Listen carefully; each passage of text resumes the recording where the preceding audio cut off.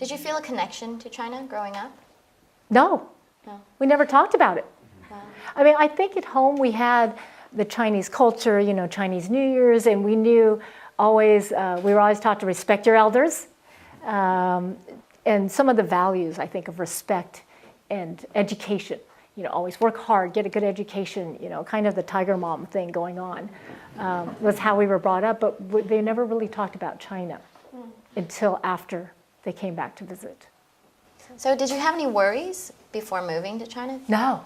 No worries. I think we embraced it. I mean, I just see it as such an opportunity for us with the Chinese American background, with the Chinese culture, and really to learn more about our past and our culture, but to share that with future generations. If you're talking about things like 100,000 strong, I mean, I truly believe it's the younger generations of today, and so many of you in the room, who are going to make the difference in that relationship in the future. And I think the 100,000 strong, not to go on about it, but I just think, I'm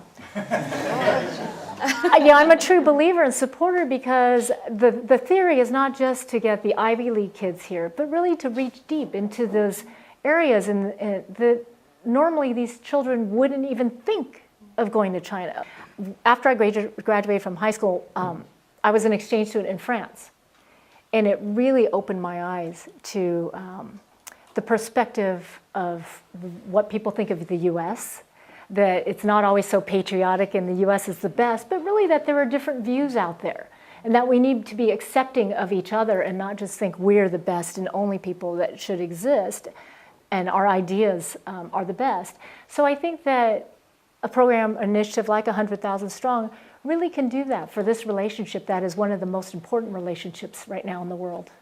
What do you think Americans should know about China or the Chinese that you don't think that they know?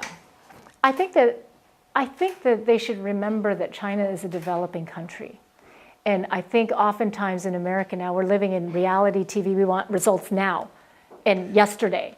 And I think that this is a country with a long history and a long culture, and it is moving at its own pace.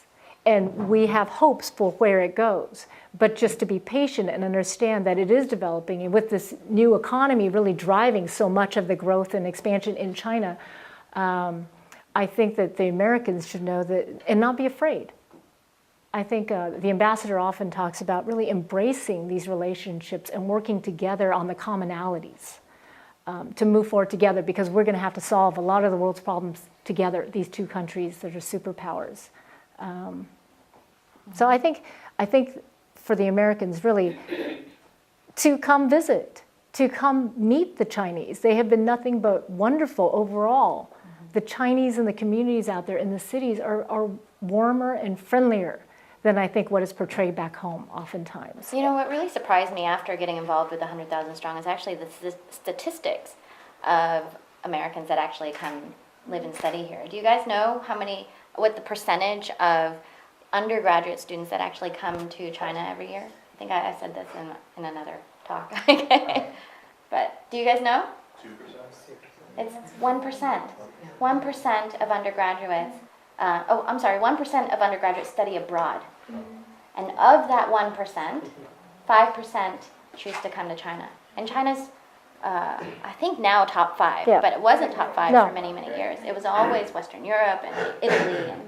But I think it is a scary thought. For so many years, those of us that are a little older, you grow up with a different opinion of China. We were very scared of China. I mean, I would have been terrified to come 20, 30 years ago, right? But I think that people need to understand that it's a different China than it was 30 years ago even, and so much has evolved, and that you really have to experience it yourself and make that judgment on your own. How's it been raising kids here? Do you have any advice? It's only been about 7 or 8 months. I think that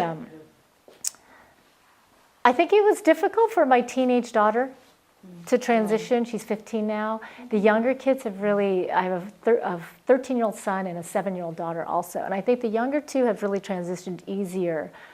For the older one, just regular teenage girl things happen. And it's hard to move them from the States where they're safe and where everything they know to a country where they don't speak the language and don't know anyone.